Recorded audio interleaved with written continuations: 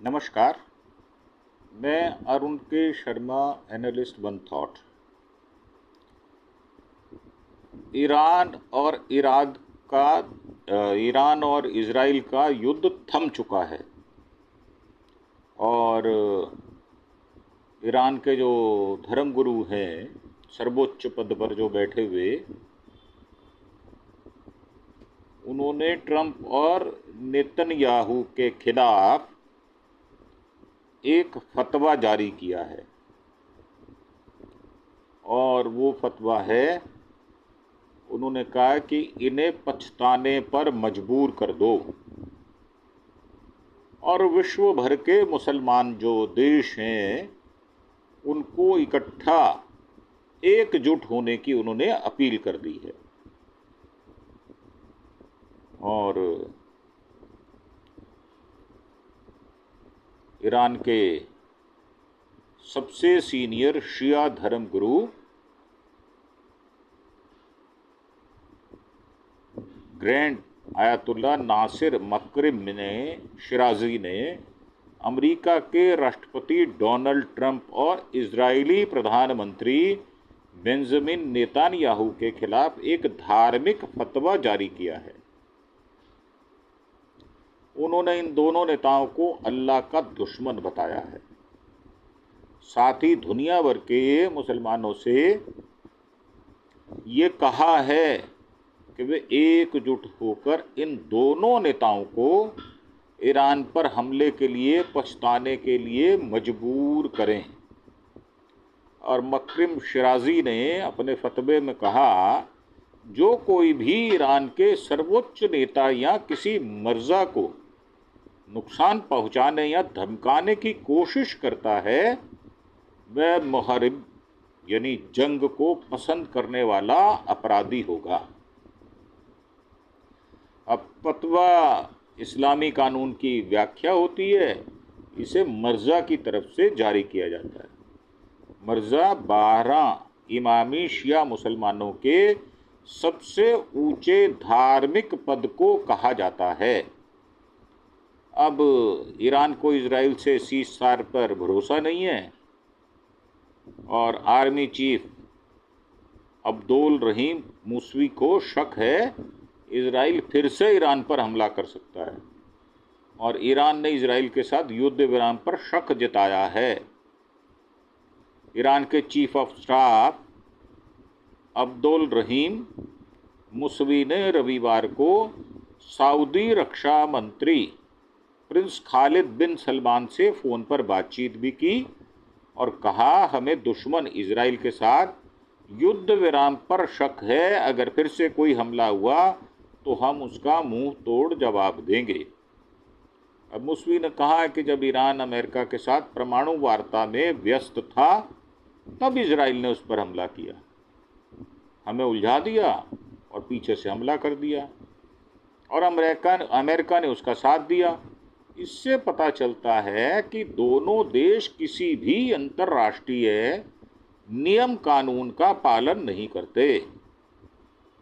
उन्होंने ये भी कहा कि जंग हमने शुरू नहीं की, लेकिन हमने हमलावर को अपनी पूरी ताकत से जवाब दिया।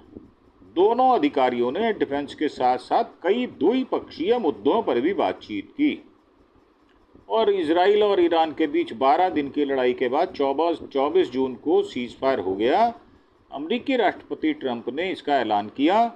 इस लड़ाई में ईरान के 610 और इजराइल के 28 लोग मारे गए।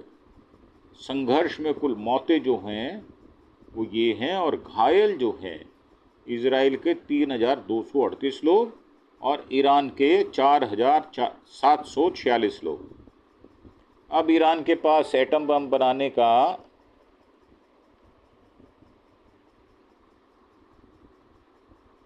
यूरेनियम मौजूद है।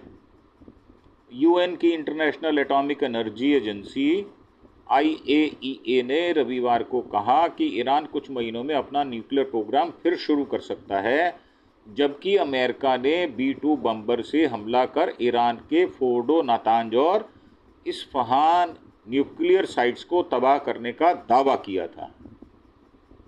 अब ईरान के पास 60% प्योर यूरेनियम का भंडार है, जो एटम बम बनाने के लिए काफ़ी होता है। इस भंडार को अमेरिकी हमले से पहले हटा दिया गया था या फिर तबाह हो गया, यह अभी तक स्पष्ट हो नहीं पाया, इसीलिए तकलीफ है।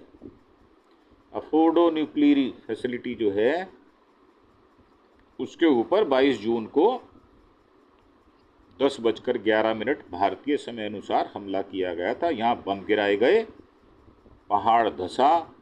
ये कौम जो है ये ईरान का एक कस्बा है।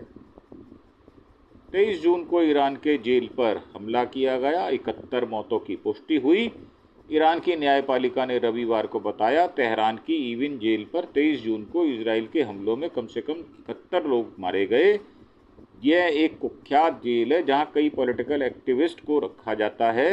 मारे गए लोगों में जेल कर्मचारी, सैनिक, कैदी और मिलने आए परिवार के सदस्य शामिल थे। और ईरान ने कहा है कि ट्रंप समझौता चाहते हैं तो अपनी भाषा बदल लें। ईरान के विदेश मंत्री अब्बास अरागाची ने अमेरिकी राष्ट्रपति डोनाल्ड ट्रंप को ये चेतावनी दी है। ये हम आपको पहले बता चुके हैं। और अरागाची ने उस दावे के बाद ये कहा है जो अमेरिकी राष्ट्रपति ने कहा था, उन्होंने खमैनी को मारने से बचाया ही नहीं बल्कि उनकी बुरी मौत होती उससे भी बचा दिया। अब ईरानी विदेश मंत्री अब्बास अरागाची का कहना है ट्रंप का रवैया खमैनी के लाखों समर्थकों का अपमान है और ये हम नहीं सहेंगे। और जो बातें कही गई हैं वो अत्यंत चिंताजनक हैं, क्योंकि ट्रंप साहब बोलते हैं, मुंह खोलते हैं तो हमारे यहाँ कहा जाता है मुर्दा बोले खप्पन फाड़े। तो अगर ऐसा आदमी कुछ भी मुंह खोलेगा तो ऊल जलूल ही बोलेगा, रेलेवेंट बात नहीं करता वो। तो इसीलिए कहा जाता है कि अगर कोई ऐसी बात कहनी हो तो वो सही बात नहीं कहता, दूसरे को नसीहत देता रहेगा और खुद मियाँ वसीयत। खुद के लिए उसका नियम उसके ऊपर लागू नहीं होगा और वो ध्यान से बात नहीं करेगा। इसीलिए जो रक्षा मंत्री हैं उन्होंने ये बात कही है। ये छोटी सी हमारी प्रस्तुति थी जो हमने आपके सम्मुख रखी। और इसी के साथ इससे विदा लेते हुए आपसे एक अपील कि आप हमारे चैनल अरुण के शर्मा एनालिस्ट वन थॉट को सब्सक्राइब अवश्य करें, ताकि हम ज़्यादा से ज़्यादा लोगों तक अपनी पहुंच बना सकें। इसी के साथ आपका विदा लेते हुए धन्यवाद। Thank you. जय हिंद, जय भारत।